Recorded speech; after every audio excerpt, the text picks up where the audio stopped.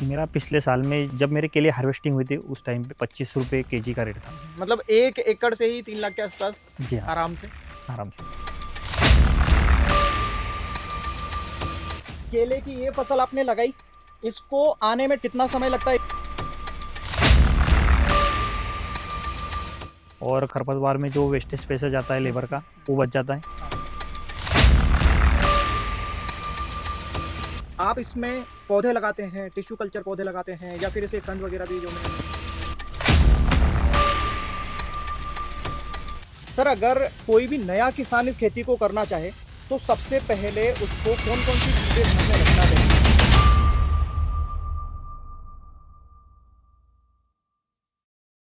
नमस्कार दोस्तों, स्वागत है आपका एक और नए वीडियो में। दोस्तों, आज का ये वीडियो दुनिया में सबसे ज्यादा खाए जाने वाले फल के ऊपर होने वाला है, मतलब केले के ऊपर होने वाला है। और आज हम लोग हैं बुरहानपुर के पास में। और दोस्तों, 20-25 किलोमीटर से मैं ट्रेवल कर रहा था और यहाँ पर केवल केली केली केली केली केली दिखाई दे रही थी। इस एरिया में केली के गढ़ में मैं हूँ, बुरहानपुर के पास में, जो कि मध्य प्रदेश में आता है। और दोस्तों, यहाँ पर लगभग 70% फील्ड्स पर केले की फसल दिखाई दे रही है।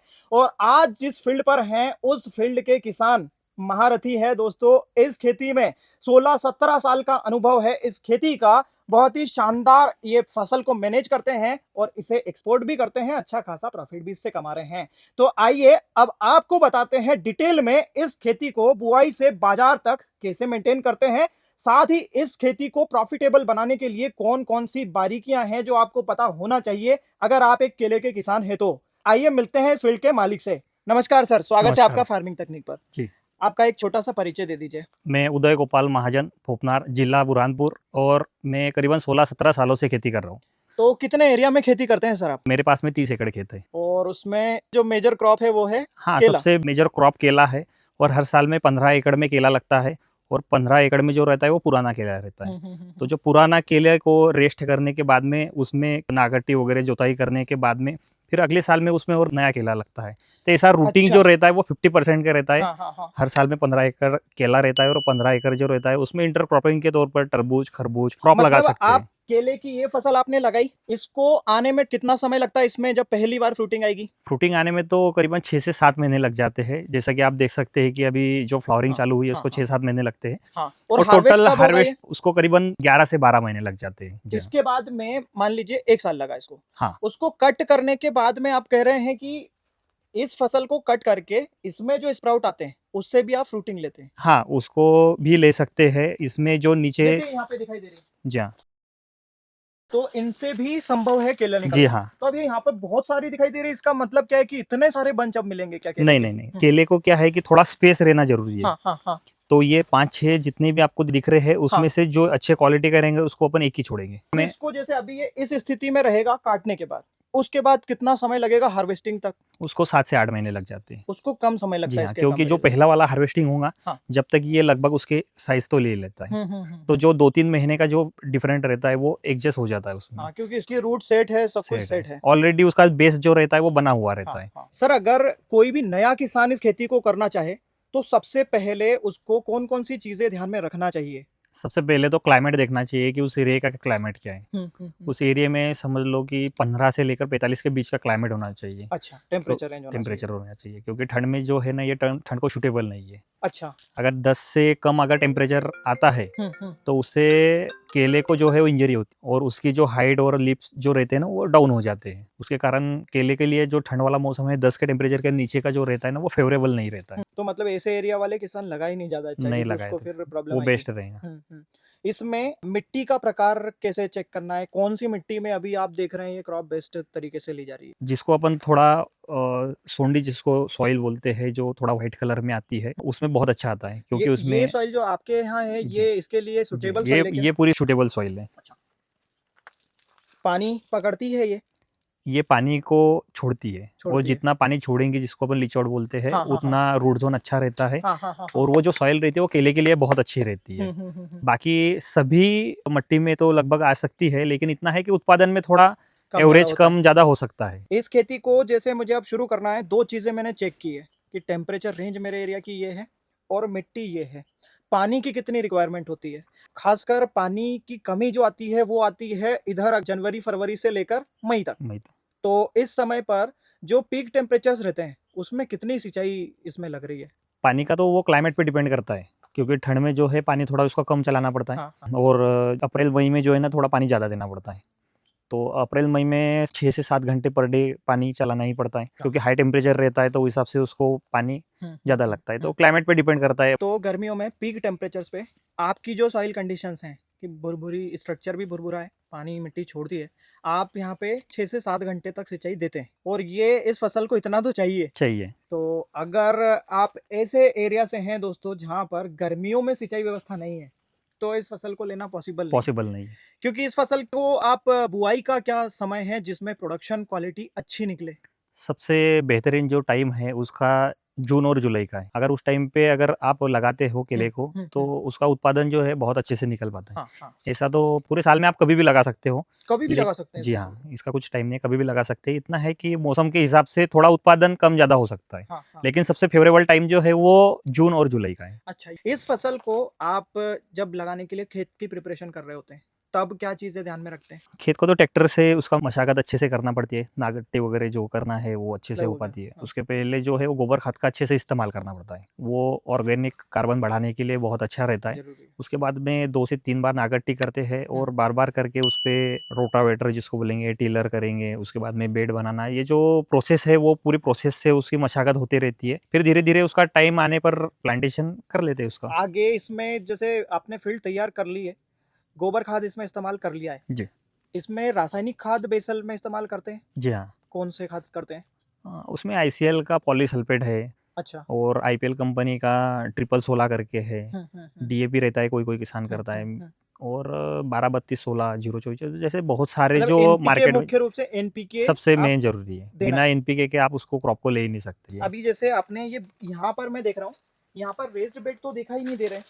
तो ये फ्लैट पे लगाया हुआ था क्या ये? ये मैंने फ्लैट पे लगा हुआ है, क्योंकि अच्छा। मेरे सॉइल जो है ना हाँ, हाँ, हाँ। वो ऑलरेडी जो है ना वो पानी को पानी नीचे ले पकड़ती जाती है। है। वो पानी को छोड़ने वाली सॉइल है। तो इसी इसमें आपने रेस्ड बेड नहीं बनाए जी। और उसके बाद में जैसे अगर बनाते तो रेस्ड बेड की क्या दूरी रहती, मतलब लाइन से लाइन की क्या स्पेसिंग लेते हैं और पौधे से पौधे किस स्पेसिंग पे लगाते हैं? जो ट्रैक्टर से जो हम उसको बेड बोलते हैं, सरी जिसको बोलेंगे हाँ। कि वो जो गिराते हैं वो 5 फीट पे गिरती है। हाँ, हाँ। और जब लगाते हैं तो प्लांट टू प्लांट की जो साइज़ रहती है वो मैं लेता हूँ 6 फीट का। 1 एकड़ में कितने प्लांट्स बनते हैं? करीबन 1450 के समथिंग आ जाते हैं 1 एकड़ तो में। 1400 से 1500 के बीच में मान बीच में आ लेते हैं। जाते हैं। ये जो आपने स्पेसिंग ली है इसका कारण क्या है? ये जो स्पेसिंग आप ले रहे हैं? क्योंकि मैंने केले के लिए बस सुना है कि स्पेसिंग इसमें बहुत ज़्यादा मायने रखती है। इसको धूप अंदर तक भी चाहिए होती है, मतलब धूप भी ज़्यादा चाहिए होती है। इसमें क्या है कि इसके लिप जो रहते हैं ना बहुत बड़े-बड़े रहते हैं और इसके लिप बड़े होने के कारण इस पे फोटोसिंथेसिस जो है ना वो ज़्यादा मिलना चाहिए। प्रकाश संश्लेषण की क्रिया पत्तों पे जितना ज़्यादा बनेगी ना हाँ। इतना उत्पादन अच्छा देंगे। हाँ, हाँ। तो इसके लिए स्पेस लेना बहुत ज़रूरी है। हाँ। तो जितना आप स्पेस लोगे उतना आपका फ्लावरिंग जो रहता है वो बहुत अच्छा आता है और उतने जल्दी हार्वेस्टिंग भी हो जाती है। अच्छा। सपोज अपन अगर 5 बाय 6 लिया है ना तो करीबन 10 या 11 महीने में जो है ना हार्वेस्टिंग हो जाती है। वही अपन 5 बाय 5 लेंगे ना तो वो 11 से 12 महीनों में हार्वेस्टिंग हो जाती है। करीबन 1 महीने का डिफरेंस हो जाता है।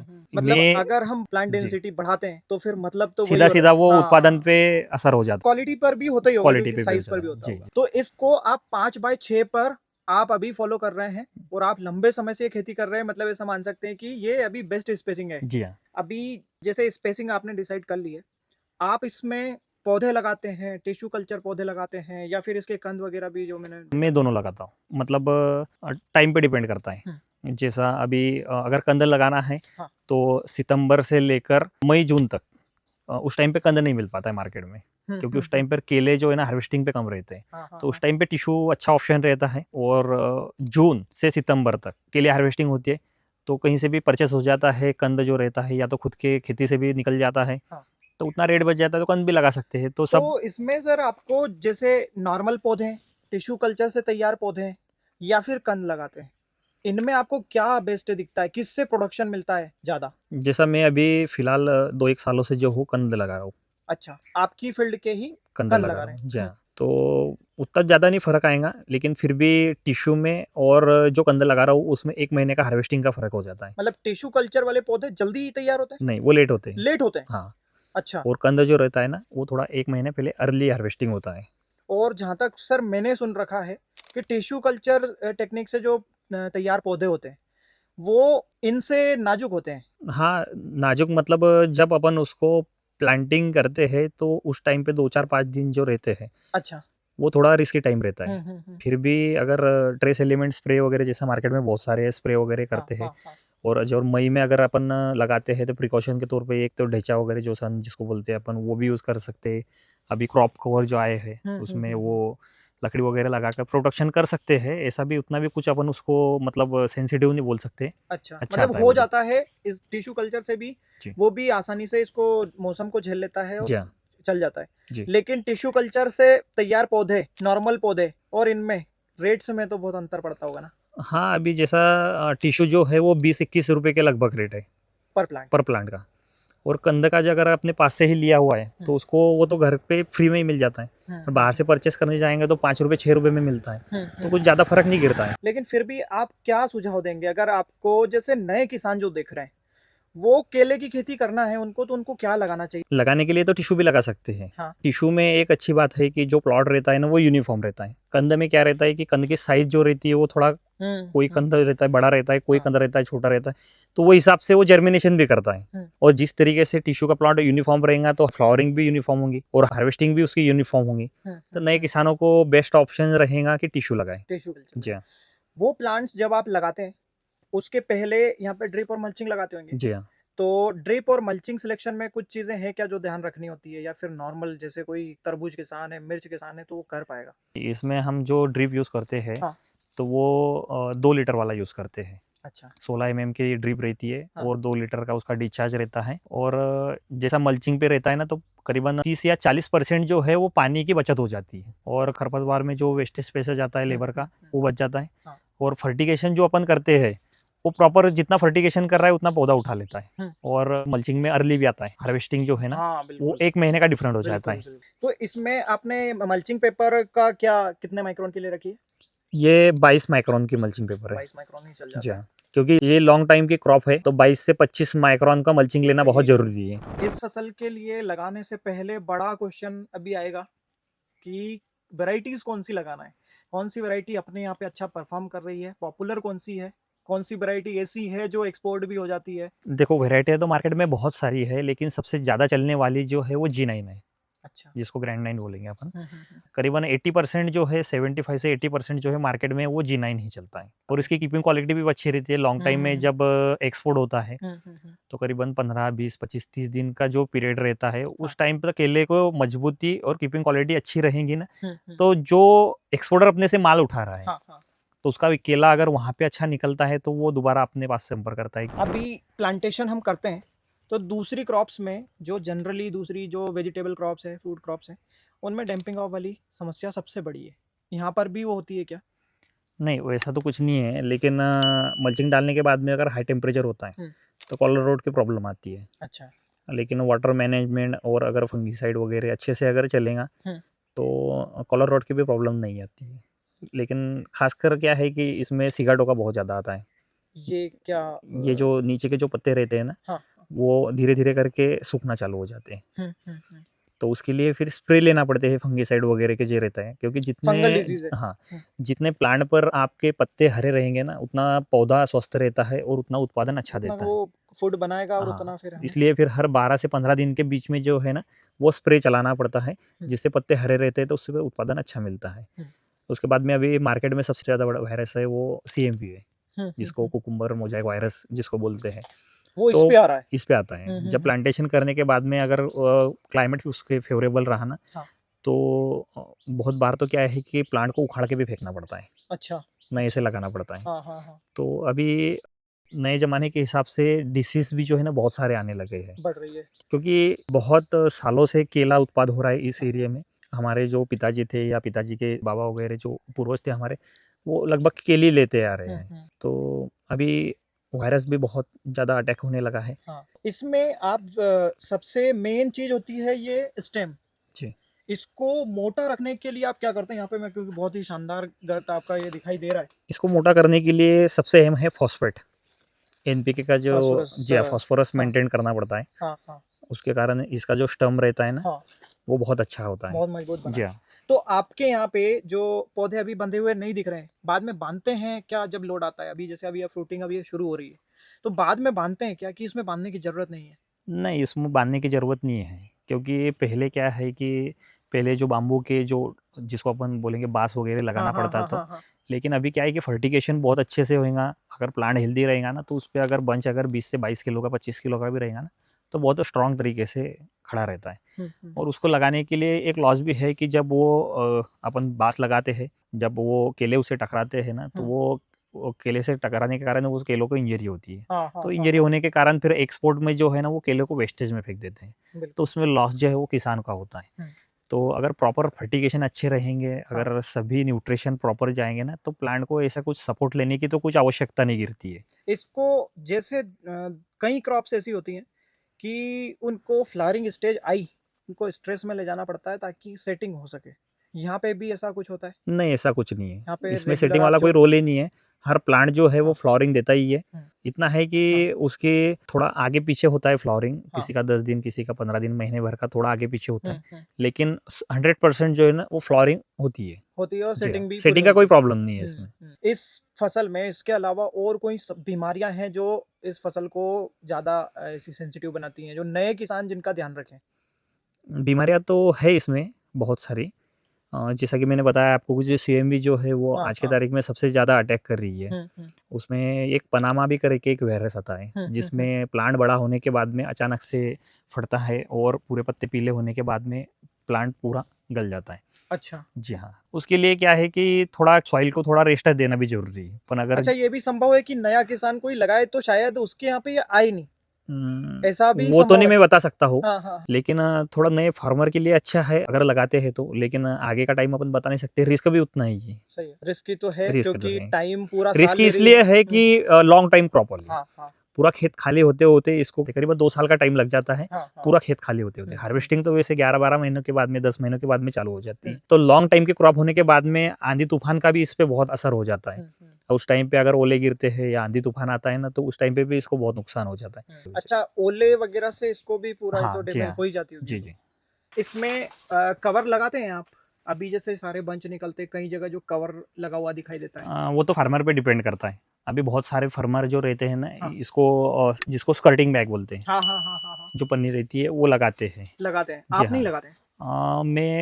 मैंने अभी तक तो नहीं लगाया है, लेकिन हम क्या करते हैं कि जो पुराने पत्ते हैं ना, तो हाई टेम्परेचर के कारण उसको ऊपर रख देते हैं। अच्छा। उससे ये केले रहते हैं ना, वो ज़्यादा हीट नहीं हो पाते, तो उससे हम्म। क्वालिटी जो है ना बहुत अच्छी मिलती मैं केले खाता तो हूँ, जी। लगाता भले ही नहीं हूँ। तो बड़े केले ज्यादा प्रीफर किए जाते हैं, जी। यूनिफॉर्म साइज वाले केले ज्यादा प्रीफर करता है जो खरीदार होता है। जी। उसके लिए यहाँ पे फ्लावरिंग स्टेज से क्या क्या चीजें आप करते हैं? फ्लावरिंग स्टेज से अगर क्वालिटी बनाना है तो सबसे पहले तो इसका वैक्सीनेशन करना पड़ता है, अच्छा। जिसको हम बर्ड इंजेक्शन बोलते हैं। बर्ड इसको बोलते हैं? जी नहीं। और इसमें भी देख सकते हैं बर्ड लगा हुआ है, यहाँ पे मिल जाएगा क्योंकि अभी स्टेज चल रही है। जी हाँ, यहाँ अभी पे देख सकते हैं इधर आगे। ये इसे हम बर्ड कहते हैं, जी हाँ। और ये निकलते ही आप इसमें वैक्सीनेशन करते हैं? हाँ, जब ये ऊपर निकलता है पत्तों में, हाँ हाँ हाँ। तो इसका एक नीडल आता है। मतलब इसके भी पहले, अभी जी इस हाँ, स्टेज के जब पहले? ऊपर रहता है, पत्तों के बीच में रहता है और स्ट्रेट रहता है, हाँ हाँ हाँ। जब इसका एक नीडल आता है, तो जिसको बैटरिक पंप से जो है ना, उसको इंसेक्टिसाइड से नीडल से हम उसको वैक्सीनेशन करते हैं। अच्छा, ये इसी का साइन है ये? जी हाँ। ओके। अब ये वैक्सीनेशन में इंसेक्टिसाइड होते हैं जी।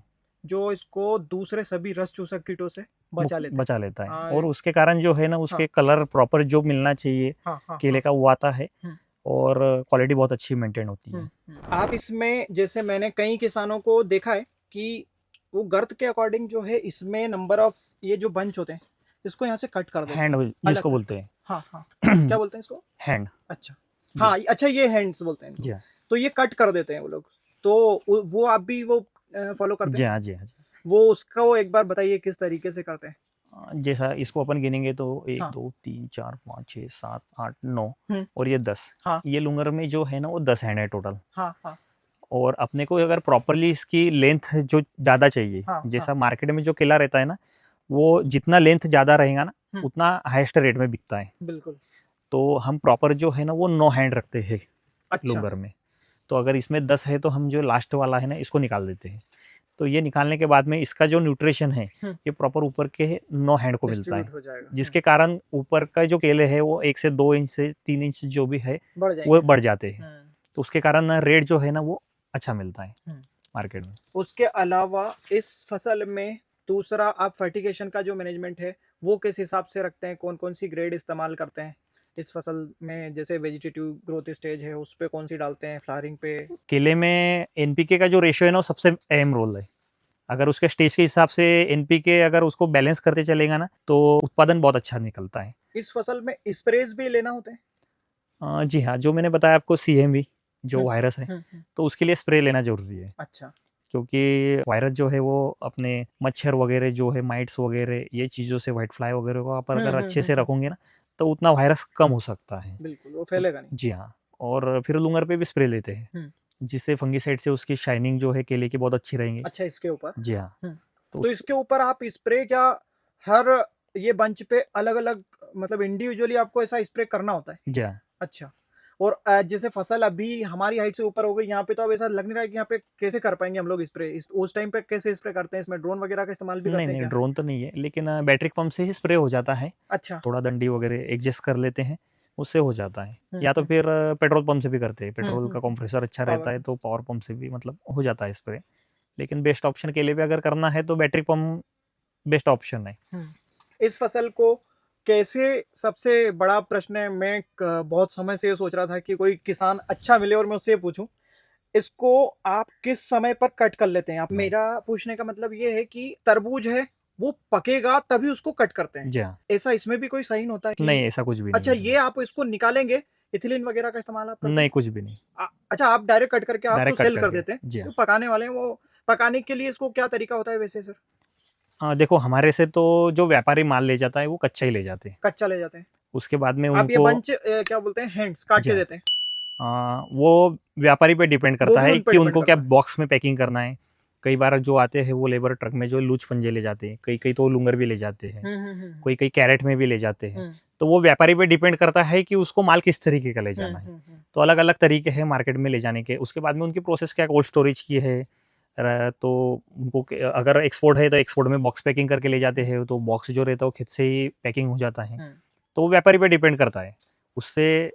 G9 को जैसे आप बोल रहे हैं कि ये एक्सपोर्ट भी आसानी से हो जाता है, इसमें एक्सपोर्ट करने के लिए आखिरी में क्या क्या चीजें देखी जाती है कि अब ये एक्सपोर्ट क्वालिटी केला है और अब इसे हम लेके एक्सपोर्ट कर सकते हैं? एक्सपोर्ट के लिए सबसे पहले तो केले में जो है वो उनको शाइनिंग अच्छी होना चाहिए, और शाइनिंग अच्छी रहेंगी तो वो एक्सपोर्ट के लिए पास करते हैं केला। और जब बारिश में सबसे बड़ी प्रॉब्लम आती है केले में पल्प। जब केला प्रॉपर उसकी साइज ले लेता है तो उसमें जैसा कटिंग करने के बाद में अंदर से थोड़ा येलो कलर आ जाता है। अच्छा। जिसको पल्प बोलते हैं। अगर वो पल्प अगर केले में आ गया ना तो वो आपके प्लॉट को रिजेक्ट कर देंगे। अच्छा। और प्रॉपर अगर पूरा कलर उसका व्हाइट रहता है ना तो आपके प्लॉट को वो सिलेक्ट मतलब कर एक तो लेते हैं। ऊपर से आपको शाइन चाहिए। जी हाँ। और अंदर आपने जो अभी बताया ये चीजें अगर है तो ये एक्सपोर्ट के जी लिए हाँ। जा सकता है। जी। आप एक्सपोर्ट करते हैं? जी हाँ, हर साल में एक्सपोर्ट होता है केला। तो एक्सपोर्ट और डोमेस्टिक मार्केट में क्या डिफरेंस आता है रेट्स में? अभी कुछ ज़्यादा डिफरेंस नहीं है, लेकिन अच्छा, रेट्स तो जो बिचौलिए हैं वो जी हाँ वो कम उनके होते हैं। कारण जो है ना वो नहीं पूरता है। लेकिन वो कभी कभी ऐसा होता है कि एक्सपोर्ट में भी रेट कम मिल जाता है अच्छा, यहाँ डोमेस्टिक से और भी डोमेस्टिक कम। अच्छा मिलता है। वो उसको उसके कट करते हैं उसके बाद में कितने समय तक रखा जा सकता है ये? केले को तो वो जैसा एक्सपोर्ट में जो है ना हाँ। वो उनके कुछ सचेत आते हैं। हाँ।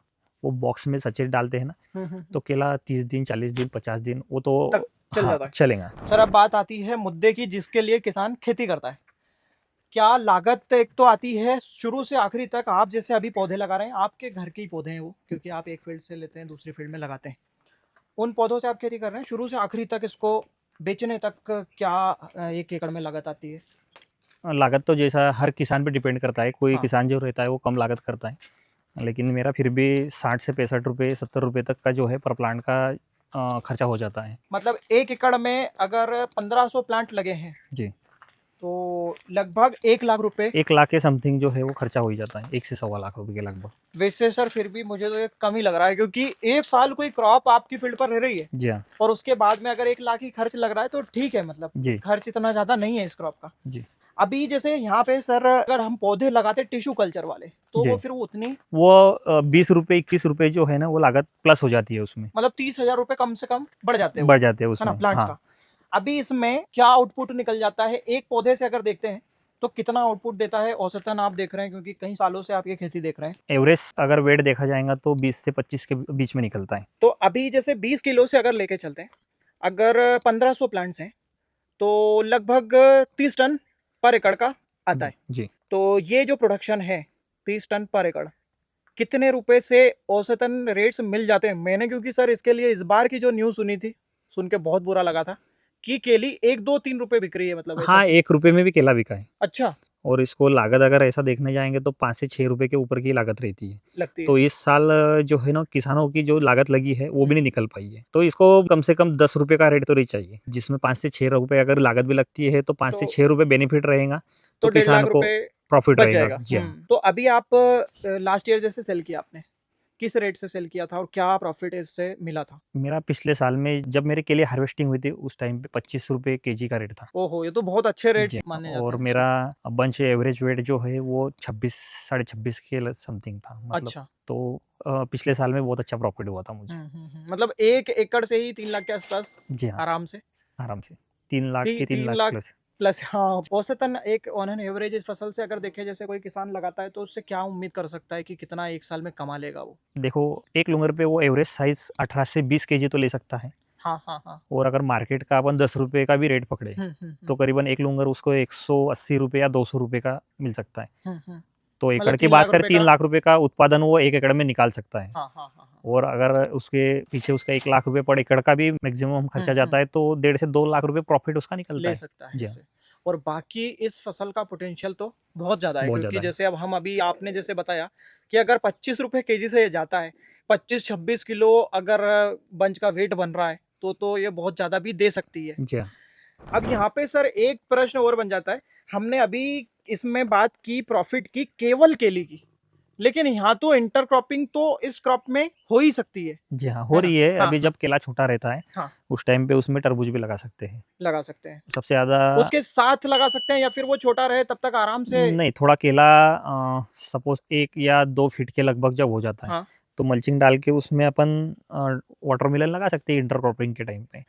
तो उस टाइम पे अगर 1.5-2 लाख रुपए 3 लाख रुपए तक अगर वाटरमेलन से इनकम निकल गई अपनी, तो प्लस में केला रहता है। उसकी इसकी पूरी लागत वगैरह, उसकी लागत सब कुछ उसी से कवर सब हो उसी जाती से है और ये कवर हो पूरा जाती है। प्लस में आगे चले के जाता है। खाद वगैरह या जो भी स्प्रे रहते हाँ। हैं वो तरबूज के पैसों से अपन उसको कंटिन्यू कर सकते हैं आगे। अब यहाँ पे सर तीसरी चीज ये है कि अब आपने जैसे बंच कट किए हैं, उसके कितने समय बाद आप इस स्टेम को या गर्त को काट के अलग कर देते हैं और अगला प्रोसेस में ले लेते हैं कि अब ये वाला फ्रूटिंग देगा? करीबन 80-90% हार्वेस्टिंग होने के बाद में हाँ, काट देते हैं। पूरा काट देते हैं। इसको काटने का कोई कोई साइंस है क्या कि आप पूरा जीरो डेप्थ से इसको काटते हैं? नहीं, इसको 50% जिसकी हाइट रहती है ना अच्छा। वहां से काट देते हैं। हाँ, 50% हाँ, और जैसा ये लाइन जो बनी है 14 से 15 लाइन के बाद में हाँ। एक जो लाइन है हाँ, मैंने उसमें आप ये यहाँ पूरा पे डाल देते हैं। देखा। हाँ हाँ हाँ हाँ हाँ हाँ। उससे क्या होता है कि अपने खेत का जो भी ये प्लांट रहते हैं ना उस पे गिरने से फिर बीच की जो जगह बचती है उसमें पूरा कटने के बाद में कोई किसान चना लगाता है, कोई किसान गेहूं लगाता है, कोई मक्का लगाता है। हाँ। या तो फिर अगर ये पूरा रोटर करने के बाद में ट्रैक्टर से मशागत करने के बाद में वापस से आप उसमें वाटरमेलन भी ले सकते हैं या खरबूज भी ले सकते हैं।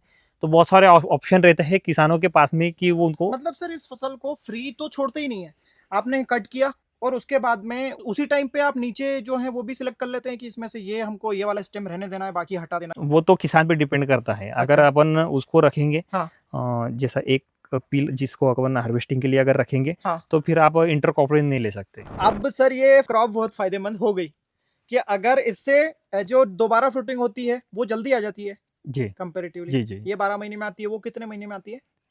उसको फ्लावरिंग 5 महीने के समथिंग में आ जाती है क्योंकि उसका बेस ऑलरेडी बना हुआ है, जड़ें पूरी ऑलरेडी structure लगी बना रहती हुआ है। हाँ। और जैसे ही इसका केले जैसे ही हार्वेस्ट होता है हाँ। तो पूरे न्यूट्रिशन ये प्लांट उठाना बंद कर देता है और उसकी जगह पे जो नया प्लांट जो अपन ने सिलेक्ट किया है ना वो न्यूट्रिशन उठाना चालू कर देता है। मतलब अब ये मान सकते हैं कि 20 महीने में टोटल 2 क्रॉप, 18 से 20 महीने में 2 बार हार्वेस्टिंग हो जाती है केले की। अब जाके और ज्यादा प्रॉफिटेबल दिख रही है। जी दोस्तों यहाँ से कंक्लूजन यही निकलता है कि पहली चीज तो ये कि आप टेम्परेचर और सॉइल कंडीशंस जैसा कि अभी सर ने बताया वो चेक करें। दूसरा, पानी आपके पास अवेलेबल है या नहीं, साल भर के लिए भरपूर पानी चाहिए होता है। गर्मी वाले सीजन में क्योंकि इसमें ज़्यादा पानी चाहिए, तो पानी आपके पास है या नहीं, अगर नहीं है या फिर कम है तो उसको नहीं लगा नहीं सकते। लगा सकते। और बाकी ओवरऑल देखें 2 लाख रुपए एकड़ का एवरेज प्रॉफिट तो लेकर चल ही सकते हैं एक साल में इस क्रॉप से। कैसी लगी ये क्रॉप कमेंट करके बताइएगा। अभी फार्मर्स जो आपको देख रहे हैं उनके लिए इस खेती को लेकर क्या मैसेज देना चाहेंगे? लगा सकते हैं, केला मतलब बहुत अच्छी क्रॉप है। इतना है कि थोड़ा लॉन्ग टाइम की क्रॉप है और थोड़ा मेहनत भी ज़्यादा करना पड़ती है। बस आपको इसको लगाने के लिए एनपीके का जो शेड्यूल रहता है वो सबसे अहम रहता है। वो हिसाब से फर्टिगेशन वगैरह जो है, वाटर मैनेजमेंट सबसे अहम मुद्दा है। वाटर मैनेजमेंट अच्छे से रखना पड़ेगा। तो मतलब किसानों की तरफ अगर जिस लोकेशन पे वो लगाना चाह रहे हैं उस लोकेशन पे अगर क्लाइमेट सही है तो लगाने में कोई दिक्कत नहीं। सर आपने आपका कीमती समय दिया, बहुत बहुत धन्यवाद। धन्यवाद। दोस्तों आपको ये वीडियो पसंद आया हो तो प्लीज ज्यादा से ज्यादा शेयर करिएगा, लाइक करिएगा, चैनल पर नए हैं तो सब्सक्राइब करके जाइएगा। मिलते हैं ऐसे ही एक और नई वीडियो के साथ में, तब तक के लिए आप करते रहें मेहनत और देखते रहें फार्मिंग तकनीक। धन्यवाद।